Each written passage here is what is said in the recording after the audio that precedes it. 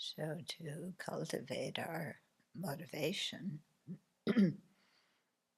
begin by thinking about the kindness of sentient beings and that everything you have, everything you know, everything you're able to do, all of this comes due to the kindness of sentient beings. Yeah, we didn't come into this world with all of our knowledge or the medicine that we need or clothes or food or anything. All came from others. So begin by contemplating that. And then think of the dukkha that all these sentient beings have, that they don't know anything about karma. They're pushed by afflictions and karma,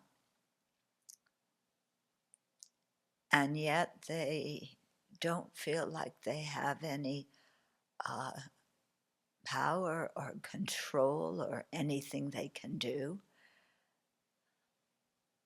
They don't know that an alternative exists, that liberation and awakening are possible. So sentient beings spend their whole lives running around just basically trying to stay alive and then try and get whatever pleasure they want and try and defend against any threats or suffering. And so it keeps going like this, one life after the next, creating more and more karma with the afflictions one after another flaring up. And yet these are the very same sentient beings who have been so incredibly kind to us. So it's hard to see their suffering, their dukkha.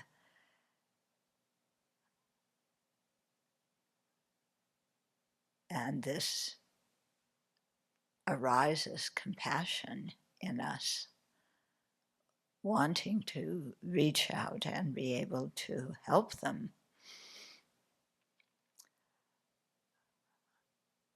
But when we look at ourselves, yeah,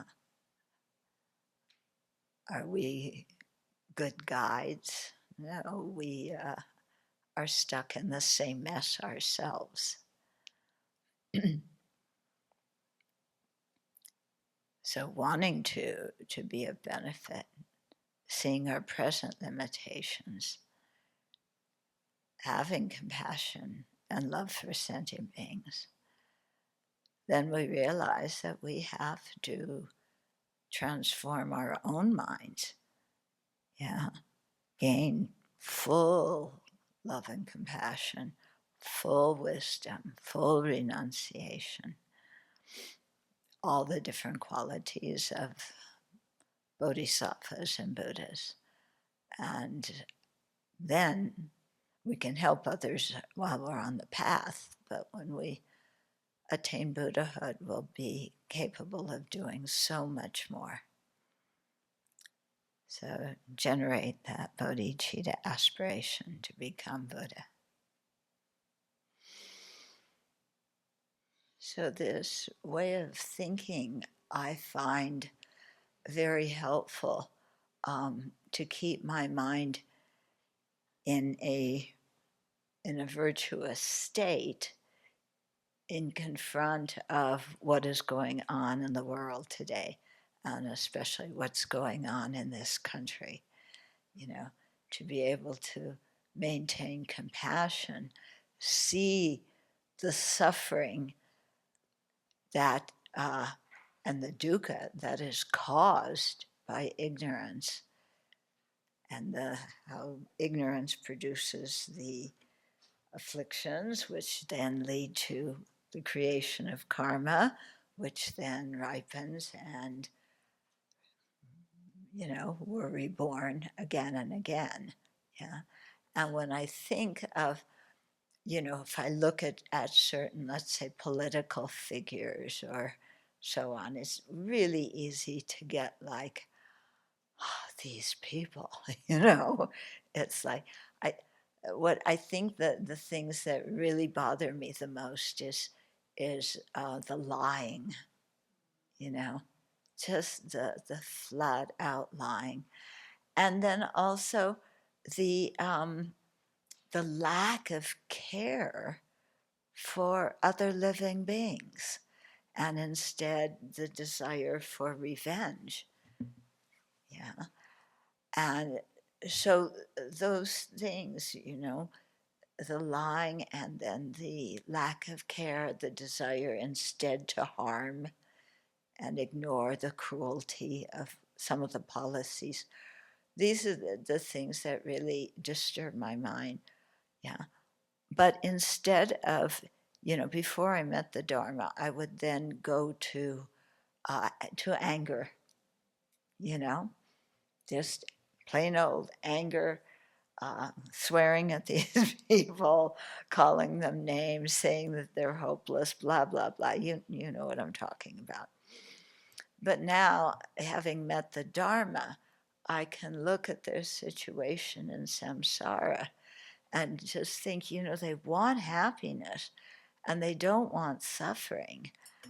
And oh my goodness, the karma they're creating, the karma by this incredible amount of lying. Yeah, the karma from the incredible amount of just not caring about other living beings, even though that's supposed to be part of your job. If you're in the government, you're a servant. Yeah. And instead, the wish for retribution, the not caring about the cruelty and so on.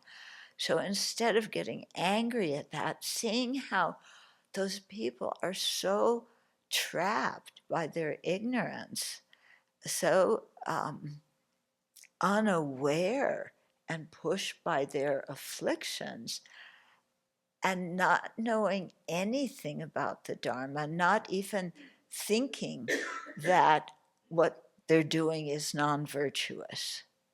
No thought at all that, oh, I'm creating non-virtue, just because you don't care, virtue or non-virtue. Yeah. And that how, just it keeps them in this again and again, they're stuck in this cycle. And then they create, drag others along with them, which is what we do when we act in non-virtuous ways. Is we adversely affect others and they generate afflictions and more karma, and so when I think of all of that, then it's like, but I have to have compassion for all of us, myself included. I'm not a Buddha. And, for how we want happiness. And yet we're so blindsided by ignorance, afflictions, and karma. Yeah. And that compassion is the only way to greet people like that, to look at people like that, and to also look at myself. Instead of putting myself down, it's like, okay, yeah, I'm in the same boat. Okay. So, given the situation that is happening in the world now, I think this is a very useful kind of meditation to do. Keep our minds, clear and kind, and give us some oomph to do our practice, because we see that, if we can have more wisdom, more compassion, and so on, then there's even small things we can do to at least get people more aware of ethical conduct, and emphasize the importance of ethical conduct. Um, and that if we can get, whoever we can, even a little bit energized to think about ethical conduct and to be careful of their behavior, then, we've done something quite useful in our lives and due to our practice. Yeah. So the deeper our practice goes, then the more we can continue to do this. Yeah.